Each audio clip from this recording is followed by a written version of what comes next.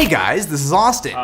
No, this is Joe. Is the Nintendo Switch worth it? Wait, no, this video is about the Dyson Blowdryer. So Nintendo hooked us up with one of the very first... Anyways, guys, my name is Joe, and welcome to the first episode of BluTech. It's a new segment that I'm planning on slowly introducing into the channel where we cover actual tech and how that piece of tech affects our day-to-day lives. It's kind of like a tech video, but with a men's lifestyle focus. In this first episode, I thought it'd be a great idea to start out with the $400 Dyson Blowdryer, but this can eventually morph into things like phones, laptops, other pieces of tech like that. Who knows exactly, but let me know with the poll card up there and in the descriptions down below if you'd be down for like a tech segment added into BluMaan that has a men's lifestyle focus about that piece of tech. I think personally that it would be pretty cool. So Dinty got me the $400 Dyson Blowdryer for Christmas. It's a blowdryer that I've wanted ever since it came out, but I've kept resisting that price tag, and I'm guessing that is the price tag that is the biggest factor for those of you guys out there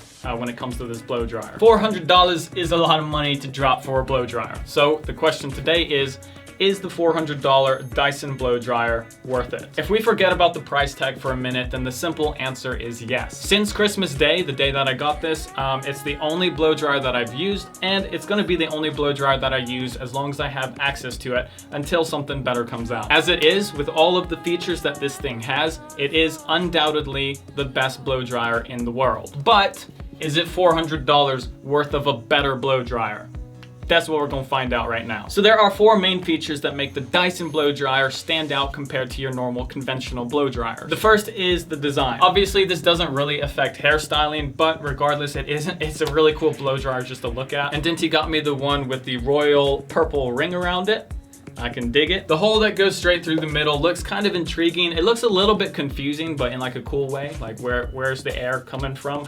How's the air get out from this bit? The answer, by the way, is down here in the handle, but we'll get into this in a bit. Also, the three nozzles that come with the blow dryer attach magnetically. Apparently, Dyson is the first blow dryer to ever have magnetic attachments. This makes it super easy to put on and take off, but when it's on, there is still a good amount of resistance. It's not going anywhere unless you manually turn it in a different direction. So, convenient-wise, pretty good. And all of the buttons, aside from the on and off switch, is electronic instead of manual. All in all, it clearly breaks the design mold. All in all, it clearly breaks the design.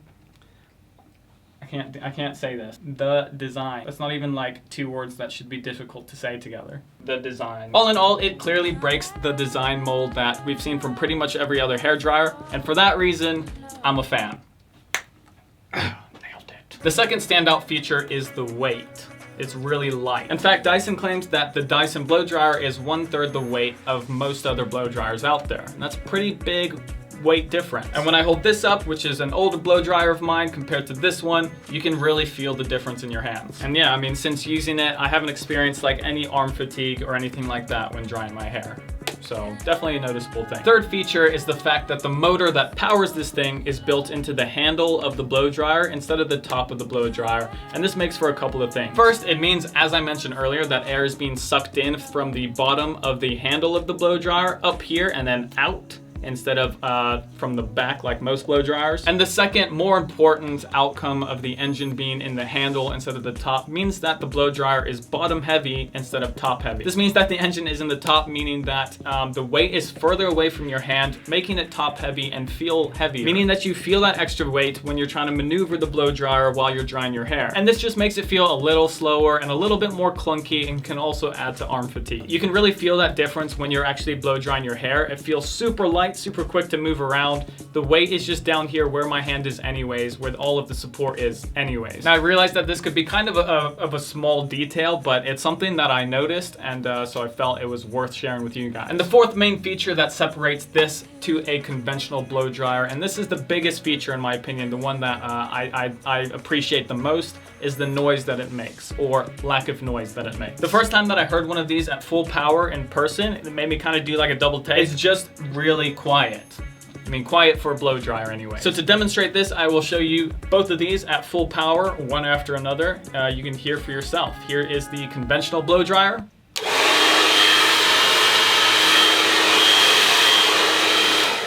And here's the Dyson at full power.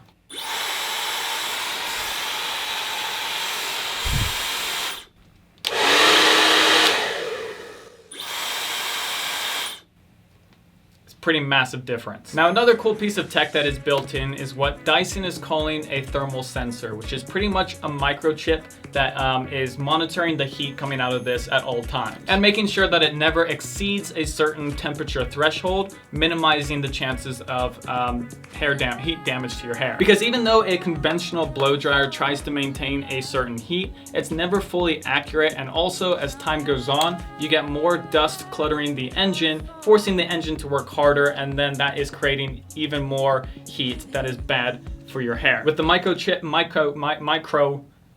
built into the Dyson, the device is constantly making sure that it's remaining at optimal heat temperatures. So that's pretty cool. Now, I'm also gonna do a blow dry test comparing these two. How long does it take to dry my hair with this versus how long does it take to blow dry my hair with this? We're gonna compare these two for you guys, see which one is faster and by how much. But first, I'll talk about the only two kind of negatives that I've experienced with the Dyson blow dryer. Everything I've said so far is pretty positive. Let's talk about slight negative. The first slight annoyance is because air is sucked in through the base of the handle. When you're actually holding the device, you have to make sure that you're holding it kind of towards the middle rather than at the bottom, which is where my hand feels more natural.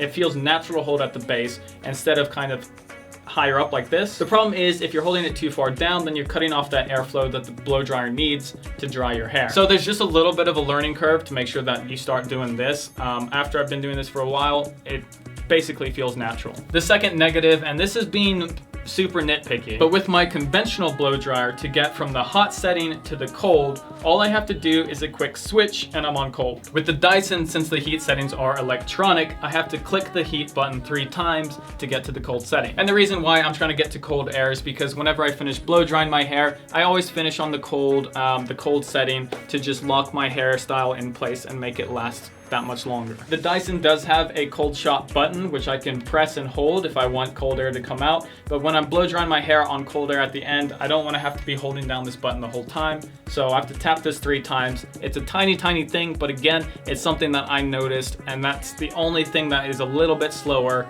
about the Dyson compared to a conventional manual button switch. And with all of that out of the way, let's compare these two blow dryers, see how long they each take, which one is faster. For both blow dries, I'll be starting out with freshly washed hair and using Original by BluMaan.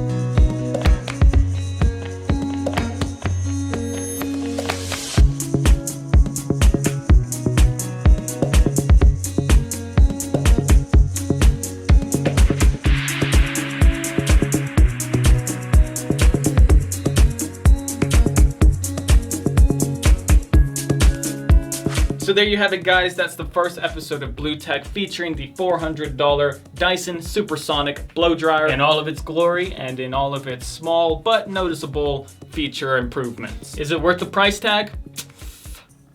That's up to you.